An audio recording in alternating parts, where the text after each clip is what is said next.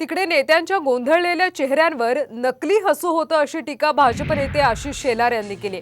महाविकास आघाडीच्या पत्रकार परिषदेवर त्यांनी ट्विट करत जोरदार टीका केली।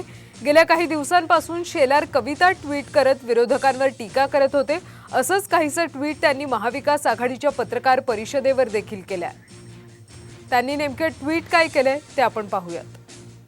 तर गोंधळलेल्या चेहऱ्यांवर नकली हसू, त्यावर संजय राऊतांकडून हास्याची चादर टाकण्याची केविलवाणी धडपड, यादी वाचताना विश्वविख्यातांची गडबड, असं ट्विट आशिष शेलार यांनी केले। पत्रकार परिषदेला कुठलेही निवेदन देण्यासाठी कुणीही तयार होईना, मग पत्रकारांनी प्रश्न विचारले म्हणून बोलणारे नेते, अशी महाविकास आघाडीची शोभा करणारी यात्रा आज गुढीपाडव्याला महाराष्ट्रानं पाहिली, असं ट्विट शेलार यांनी केलं।